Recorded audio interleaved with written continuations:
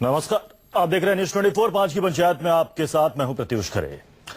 देश में बढ़ती जनसंख्या पर भले ही समाजशास्त्री और अर्थशास्त्री चिंतित हो, लेकिन शायद कुछ संतों को इसमें कोई दिलचस्पी नहीं। अब काशी सुमेरु पीठ के शंकराचार्य नरेंद्रानंद सरस्वती ने यह कहकर विवाद को हवा दे दी है कि हिंदुओं को कम से कम 10 बच्चे पैदा करने चाहिए, वरना देश में आतंकवाद बढ़ जाएगा। कुछ दिन पहले बीजेपी और वीएचपी नेताओं के आपने ऐसे बयान सुने होंगे। आज 5 की पंचायत में हम चर्चा करेंगे कि क्या अब संत बताएंगे कि हिंदू कितने बच्चे पैदा करें, और सवाल यह भी कि क्या हिंदुओं की संख्या कम होने से देश में आतंकवाद बढ़ेगा। इस पर चर्चा करेंगे। तमाम मेहमान हमारे साथ जुड़ेंगे, लेकिन उससे पहले यह रिपोर्ट। काशी सुमेरु पीठ के शंकराचार्य नरेंद्रनाथ सरस्वती का एक विवादित बयान सामने आया है। अपने बयान में शंकराचार्य ने हिंदुओं को ज्यादा से ज्यादा बच्चे पैदा करने की बात कही है और कहा है कि हर हिंदू को कम से कम 10 बच्चे पैदा करने चाहिए। ऋग्वेद कहता है जो 10 पुत्र पैदा करता है उसको पुम नाम नरक नहीं जाना पड़ेगा, पुम नाम नरक से उसकी मुक्ति हो जाएगी। यूपी के गौना में एक धार्मिक सभा को संबोधित करते हुए नरेंद्रनाथ सरस्वती यही नहीं रुके।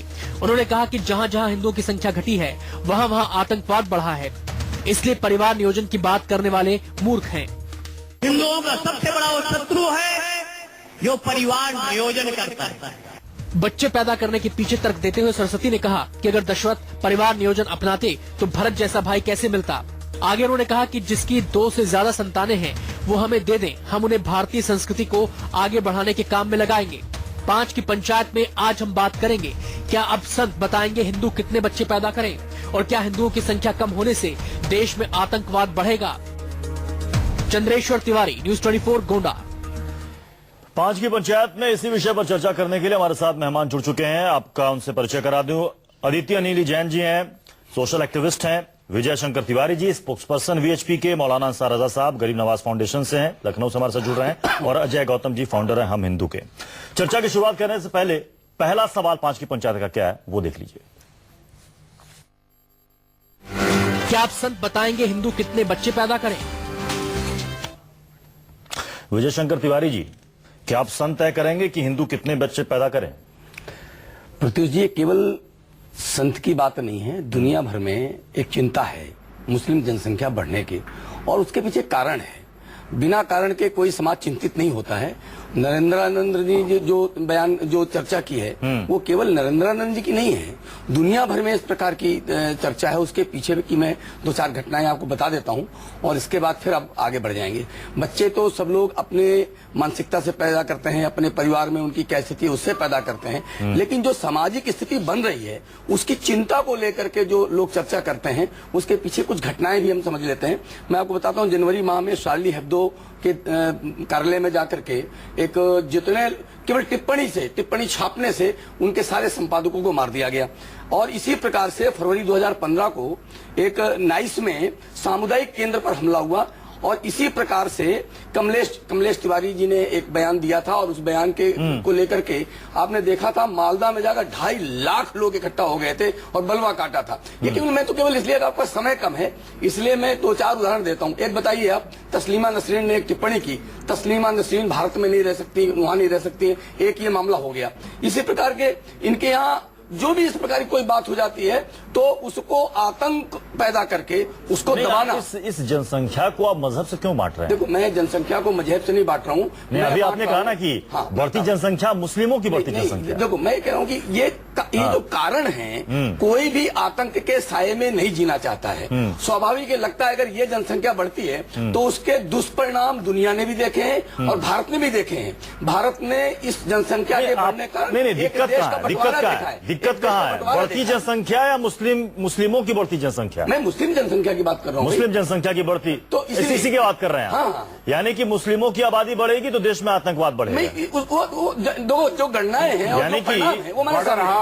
यानी कि देश में फिर मुस्लिमों को रहने का हक ही नहीं होना चाहिए। अब आप ही लोग तय करें। प्रत्युष जी, कल को आप कहिएगा कि मुस्लिमों की शादी नहीं होनी चाहिए। प्रत्युष, भारत ने एक विभाजन देखा है और वो विभाजन केवल हिंदू और मुस्लिम के नाम पर देखा है। जब इतनी बड़ी दुर्घटना देश के साथ हो सकती है तो छोटी छोटी दुर्घटनाएं मुजफ्फरनगर भी होती हैं, बहुत सारी दुर्घटनाएं होती हैं, वो हमारी सबकी नजर में है, इसलिए हर व्यक्ति चिंतित रहता है। और उसमें नरेंद्र आनंद जी भी एक हैं जिनके कारण उन्होंने ये बात कही है। चलिए, आपने ये बात कह दी कि नरेंद्रानंद सरस्वती ने ये बात कही है, आपके प्रवीण तोगड़िया भी ये बात कह चुके हैं, बीजेपी के कई नेता भी अपनी बात कह चुके हैं, लेकिन साथ साथ ये भी वो जोड़ते हैं, साध्वी प्राची की बात कर रहा हूं मैं, वो बाद में ये कहती हैं कि एक कानून बनना चाहिए जहां पर हिंदू और मुस्लिम सभी मजहब के लोगों के लिए 2 बच्चों का कानून होना चाहिए। अब ये बताइए क्या है? देखो, हमारे माननीय तोगड़िया जी ने भी एक यही बात कही थी। आप तो कहते क्या है, बीएसपी वाले खुद पलट भी जाते हैं। नहीं, माननीय तोगड़िया जी ने भी 2 बच्चों की बात कही है और उस पे आपके ही अभी आप कह रहे हैं 10 कीजिए, अब कह रहे हैं 2। नहीं, हमने देखो हमने क्या कहा है,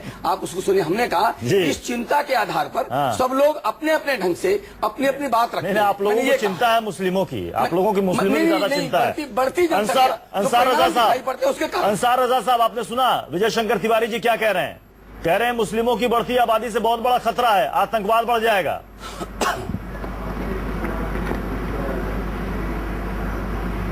अब ये तो उनकी अपनी सोच है। मैं तो ये कहता हूं कि हिंदुस्तान में जब तक विश्व हिंदू परिषद जैसी तंजीमें रहेंगी तो आतंकवाद बढ़ेगा।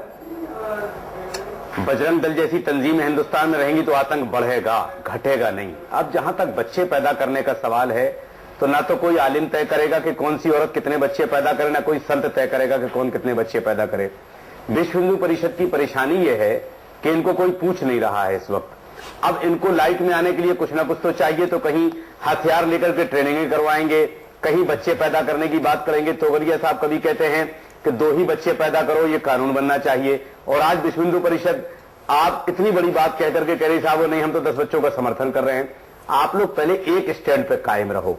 मुल्क अकेला आपका नहीं है कि आतंकवाद का खतरा सिर्फ आपको है, हिंदुस्तान के मुसलमान भी उसी चीज से जूझ रहे हैं।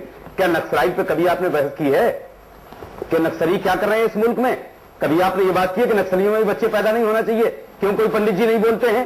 क्यों विश्व हिंदू परिषद नहीं बोलती है? क्यों आरएसएस नहीं बोलता है नक्सलियों के बारे में? आतंकवादियों से सबसे ज्यादा खतरा तो नक्सलियों से है, जो दिन दहाड़े से हमारे सिपाहियों को, हमारे देश के जवानों को गोली मार देते हैं। उनके बारे में तो कभी आपने डिबेट नहीं की। आपको इस बात से खतरा है कि मुसलमानों की तादाद बढ़ रही है। आपको तो फख्र होना चाहिए कि हमारे मुसलमान के घर में बच्चे पैदा होंगे तो देश की रक्षा करेंगे। आपके जैसे तोगड़िया की तरह जहर उगलते नहीं घूमेंगे कि जिस तरह से अजय गौतम जी को जवाब देना चाहते हैं। अजय गौतम जी, एक मुसलमान का, अरे अंसार भाई सुनिए तो सही। मुसलमान कोई हिंदुस्तान का बता। अंसार भाई सुन लो लोग, अरे सुन लो भैया। 1 मिनट गौतम जी 1 मिनट। हाँ 1 मिनट गौतम जी 1 मिनट। हिंदुस्तान का कोई आलिम मौलवी मस्जिद का इमाम बता दो कि कभी उसने इस तरह की बात की हो कि किसी पंडित को ठेस पहुंची हो, किसी हिंदू भाई को ठेस पहुंची हो? कोई ऐसा बयान अगर है आपके पास तो आप दिखाओ। जब तक आप मोहम्मद गोरी, बाबर, मोहम्मद गजनवी को अपना हीरो मानते रहेंगे, तब तक भारत में इसी प्रकार की अस्थिरता को लेकर के आप पर टिप्पणियां होती रहेंगी। आप अगर मोहम्मद गोरी, बाबर, मोहम्मद अपना हीरो मानते हैं, वो इस देश के हीरो कभी हो सकते हैं। उन्होंने आकर इस देश का दमन किया है। आप समझते हैं कि आपको समर्थन करेगा कोई? कौन करेगा आपको समर्थन? अजय गौतम देखिए सवाल, अंसार भाई सुनिएगा 2 अंसार भाई सुन लो ना, आपको सुना, आपकी तकरीर हो गई, पूरी हो गई। जितने भी मदरसे हैं, चाहे देवबंद चलाता हो या कोई चलाता हो, हर जुम्मे की जो नमाज होती है उसके बाद कभी की तकरीर आप भी सुन लीजिएगा। मैंने तो सुनी है किसी ना किसी तरीके से कि जितने भी जो काफिर है, मुर्शिक है, जो मूर्ति पूजा करने वाले हैं, उनका एक दिन इस दुनिया से खात्मा होगा और पूरी दुनिया के अंदर इस्लाम फैलेगा। सिर्फ इस्लाम को मानने वाले लोग होंगे। ये हर जुम्मे की नमाज के बाद होता है। पहली बात तो ये। दूसरी बात में, आसाम के अंदर एक कॉन्स्टिट्यूंसी है जिसका नाम है मंगलदोय। 2002 के अंदर वो मुसलमान की जो आबादी थी 15% थी, आज वो 85% है। हिंदुओं का रहना उस कॉन्स्टिट्यूशन के अंदर वो हाल हो गया कि वहां के लोग सरेआम होकर कहते हैं कि हम देखते हैं कि बांग्लादेश से आने वाले मुसलमानों से कौन बोलेगा। आज इस देश के अंदर गृह युद्ध की स्थिति पैदा हो चुकी है। अंसार साहब, आप कहते हो कि बच्चे संत हमारे समाज का चाल चरित्र और चेहरा है। जंगल का भी एक कानून होता है कि अगर वेजिटेरियन की संख्या बढ़े, अगर उसमें वेजिटेरियन एलियन की संख्या बढ़ती है तो शिकार करने वालों की संख्या भी घटती मतलब क्या चाहते हैं? मतलब जंगल का कानून लागू हो जाए क्या? अजय गौतम जी, मतलब जंगल का कानून लागू हो जाए? अब इसका जवाब ले लीजिए ना। अगर आज इस देश के अंदर आप मुझे बताइए, अगर अब आप उदाहरण दे रहे हैं जंगल से। उत्तर प्रदेश में कानपुर के अंदर मस्जिद से गोली चलती है और एसडीएम को मार लग जाती है और उसके बाद वो कभी मस्जिद में कोई कार्रवाई नहीं होती है, मुसलमानों की संख्या बढ़ने का नतीजा इस देश के अंदर। चलिए इस देश और अदिति एक सेकंड अदिति जी, कोई हाथ नहीं डालता। अदिति जी, आपने बहस सुनी। रक्षा और सुरक्षा चाहिए या तो मुसलमानों के लिए परिवार। शंकराचार्य ने क्या कहा वो भी आपने, अदिति जी आपने सुना। अब यहाँ पर आपने डिबेट भी सुन ली, लेकिन सवाल है कि आज जो जनसंख्या, बढ़ती जनसंख्या, जिस पर इकोनॉमिस्ट हैं या फिर समाजशास्त्री हैं, वो चिंतित है कि कैसे इसको रोका जाए, लोगों को कैसे जागरूक किया जाए। मैं ये नहीं कह रहा हूं कि हिंदू या मुस्लिम, आज पढ़ा लिखा तबका वो भी ये चाहता है कि हमारे कम बच्चे हों, क्योंकि उनको पढ़ाना लिखाना है, पालन पोषण है, तमाम तरह की जिम्मेदारियां हैं। इस बीच इस तरह की बहस को जन्म देना, क्या है इसके पीछे वजह? देखिए, ये हमारे लिए कितना आसान है इस समय कि हम लोग एक 3 डायमेंशनल व्यू लिए और देखें कि ये दो पक्ष के लोग किस तरह की बातें कर रहे हैं। जीत तो तब होगी समाज की जब मनुष्यत्व की जीत होगी, हिंदू और मुसलमान या किसी भी संप्रदाय की नहीं। और दूसरी चीज मैं ये सुन रही थी कि अभी बोल रहे थे कि ये तब तक होगा जब तक कि आप लोग हमसे लड़ेंगे या हम आपसे लड़ेंगे। आप मुझे बताइए कि पहली बात, हमारा देश, हमारा विश्व किधर जा रहा है? ओवर पॉपुलेशन से खत्म हो रहा है। पर ये लोग जो इस पक्ष की बात कर रहे हैं वो भी एक रिएक्शन है। माने हम एक तरफ नहीं सोच सकते, ये लोग सिर्फ रिएक्ट कर रहे हैं। और जब हम महाभारत की एग्जाम्पल लेते हैं तो हम लोग आमतौर से ये सुनते हैं कि अच्छाई की जीत बुराई पे, बट वेदव्यास जी ने ये नहीं कहा था। वेदव्यास जी का कोई उद्देश्य नहीं था ये कहना कि अच्छाई की जीत होगी बुराई पे। क्यों? क्योंकि दोनों पक्ष के लोग, हर पक्ष में अच्छाई भी है और बुराई भी है। हमें जब तक अपने अंदर अच्छाई की जीत नहीं करानी होगी बुराई पे, तब तक ये जो 2 संप्रदाय हैं और जो 6 संप्रदाय या जितने भी ये ग्रुप्स बन गए हैं, ये हमेशा लड़ते ही रहेंगे। हमें सबसे पहले एक होना पड़ेगा और वो एकता लानी पड़ेगी, ये सोचकर कि इस हमारे देश में over population is a problem और हम आतंकवाद को ना देके जोर इस समय दें कि मनुष्यत्व के लिए क्या जरूरी है और मनुष्य के लिए इस समय अपनी धरा के बारे में सोचना अनिवार्य है। जब तक इस देश में लव जिहाद रहेगा, जब तक हमारे मंदिरों पर अतिक्रमण करके मस्जिदें बनाई जाती रहेंगी, जब तक कि अब ये मान लीजिए कि गजरोला कांड से लेके और मुजफ्फरनगर तक दोहराया जाएगा, तब तक मनुष्य के साथ आपस में नहीं बैठ सकता। ये हमारी मजबूरी है। हम लोग अकेले रहते तो हमें दिक्कत नहीं थी, लेकिन 47 की बची हुई जो बीज बच गए हैं वो आज हमारे लिए विजुअल बनकर खड़े हैं। आज हमारे लिए अपना सर्वाइवल। 5 की पंचायत में आगे बढ़ते हैं। 5 की पंचायत का दूसरा सवाल क्या, वो देख लेते हैं। हम तो क्या हिंदुओं की संख्या कम होने से आतंकवाद बढ़ेगा? सवाल कि क्या हिंदुओं की संख्या कम होने से देश में आतंकवाद बढ़ेगा। विजय शंकर तिवारी जी, शंकराचार्य की बात माने तो हर हिंदू को कम से कम 10 बच्चे पैदा करने चाहिए, और जो एक आंकड़ा है कि हम आने वाले 10-15 साल में चीन को पीछे छोड़ देंगे, अगर शंकराचार्य की बात माने तो हो सकता है कि 5 साल में पीछे छोड़ दें। उस वक्त देश में हिंदुओं की संख्या बढ़ा दीजिए, खाएंगे क्या, कमाएंगे क्या, संसाधन सीमित है, आप जनसंख्या बढ़ाते जाइए। तुलसीदास ने बहुत बढ़िया टिप्पणी लिखी है कि जो आया है तो वो प्रभु की कृपा से आया है। जहाँ सुमति हाथ दिए है भगवान ने तो अपने लिए कुछ कर ही लेगा। प्रत्युष, जहाँ सुमति तहाँ संपत्ति नाना और जहाँ कुमति तहाँ विपत्ति निधाना, ये उन्होंने कहा है। तो हिंदुओं के बीच में आपस में एक चीज समझ लीजिए कि हिंदू समाज जहाँ जहाँ भी अधिक मात्रा में है या वहाँ की मानसिकता हिंदुत्वमय है। बहुत सारे देश ऐसे हैं जहाँ मुसलमान तो हैं लेकिन हिंदुओं की मानसिकता लेकर जीते हैं।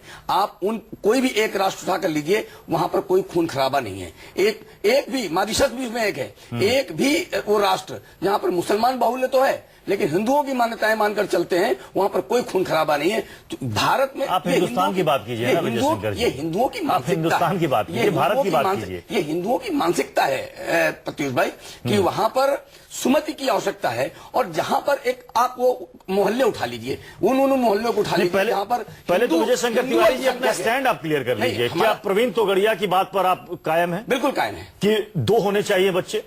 नहीं, हिंदू तो मुसलमान सिख ईसाई सबके एक कानून बनना चाहिए। पहले इस पर जवाब दीजिए ना, पहले इस पर जवाब दीजिए। मैंने आपको 2 या 10, मैंने एक बात कह दी कि 2 या 10 नहीं, मैं आपको उत्तर दे रहा हूं, मैं आपको उत्तर दे रहा हूं। देखो, प्रवीण भाई तोगड़िया ने कहा कि 2 बच्चों को लेकर एक कानून बनाना चाहिए और सब पर लागू होना चाहिए, ये उन्होंने कहा। लेकिन मैंने दूसरी बात जो कही, मैंने कहा कि जो समाज चिंतित है, जो ये सब कुछ दुनिया भर की सारी महत्वपूर्ण घटनाएं देखकर चिंतित है, वो अपने अपने ढंग से सारे विषय, उन्होंने एक ऋग्वेद का उदाहरण। क्या सिर्फ हिंदू ही चिंतित है? नरेंद्र क्या सिर्फ संत ही चिंतित है बढ़ती जनसंख्या से? नरेंद्र आनंद जी ने, आप सुना होगा आपने, वो एक कथा कर रहे थे, उसमें ऋग्वेद का उदाहरण दिया है कि ऋग्वेद में ऐसा कहा गया है, वो ऋग्वेद की बात कर रहे हैं। अब ऋग्वेद में कहां से आतंकवाद के बारे में जिक्र है, ये बता दीजिए। बच्चे वो कह रहे हैं कि जहां हिंदुओं की संख्या घट रही है वहां आतंकवाद बढ़ रहा है। बच्चे में उन्होंने ऋग्वेद के एक ऋचा का उदाहरण देकर बात कही है, उस बात को दोहरा रहे थे। आप उसी को आप उनकी बात मान लीजिए, उनसे व्यक्तिगत बात करिए आप क्या मानते हैं, लेकिन ऋग्वेद में जो लिखा है वो उन्होंने रिपीट किया है। तो और जो प्रवीण भाई तोगड़िया ने कहा है, उन्होंने कहा है कि 2 बच्चों की एक नीति बननी चाहिए, सब पर लागू होनी चाहिए, सब पर लागू होनी। अंसार रजा साहब देखिए, तिवारी जी अब ये कह रहे हैं कि 2 बच्चों की नीति बननी चाहिए, सब पर लागू होनी चाहिए। अंसार रजा साहब, अंसार रजा तो इसमें सहमति दे देंगे। तो ये पंडित जी को समझाए ना, ये पंडित जी को समझाएं जो 10 बच्चों का मशवरा दे रहे हैं। वो देखो, जैसे कुरान के विषय में कोई क्वेश्चन मार्क वैसे ऋग्वेद के विषय में आप क्वेश्चन मार्क मत करिए, ऋग्वेद के विषय में क्वेश्चन मार्क मत करिए।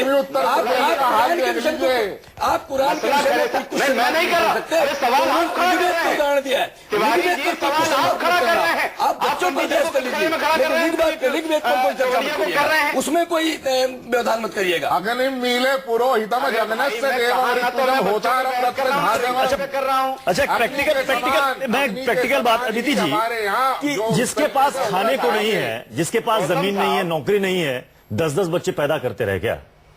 नहीं, उससे पहले मैं एक चीज बोलूंगी कि जो हम यहाँ पे चर्चा कर रहे हैं, उसको अगर हम पूर्णतः समझें। एक सेकंड अंसार रजा साहब, मैं आपके पास आ रहा हूँ। एक सेकंड अदिति जी कुछ कह रही हैं। हाँ, जो हम ये बात कह रहे हैं कि जब तक ये होता रहेगा तब तक ये होता रहेगा, हम क्यों नहीं अपने इतिहास से समझते? आप ये मुझे बताइए, महाभारत में ना तो पांडव सुखी रहे अंत में, ना कौरव सुखी रहे। यही समझाने के लिए वेदव्यास जी का यही एक बहुत बड़ा योगदान था, जिससे वो हमको समाज में बताना चाहते थे। वो ये नहीं कह रहे थे निरंतर लड़ाई करो, वो कहते हैं निरंतर लड़ाई करने से कोई समाधान नहीं होता। हम क्यों नहीं एक बनते? हम ये हिंदू मुसलमान सिख ईसाई क्यों करते रहते हैं? हम मनुष्यत्व को प्राथमिकता क्यों नहीं देते? और मनुष्यत्व के ताकि अगर हम प्राथमिकता की बात करें तो आप मुझे बताइए किस धर्म में इसको प्राथमिकता नहीं दी जा रही है? अंसार रजा साहब, अपनी बात कंप्लीट करें आप। जी, मैं ये कह रहा था, गौतम साहब ने भी एक बात कही है कि कब तक मंदिरों के नीचे से मस्जिदें निकलती रहेंगी या मंदिर तोड़ के। आप एक बात बताइए गौतम साहब, एक सवाल मैं आपसे करना चाहता हूं, वो दिन कब आएगा कि आप ये कहेंगे कि लाल किले के नीचे फला साहब का मंदिर था? वो दिन कब आएगा? इतना भी आज बता दीजिए आप। दूसरी बात, रहा सवाल मैं एक बात बता दूं, मरने का जहां तक सवाल है, हर इंसान को मरना है, हर इंसान को मरना है, हमें पता नहीं करना है। मौत सबको आनी है, चाहे गौतम साहब हो, अंसार रजा हो, एक दिन सबको मरना है।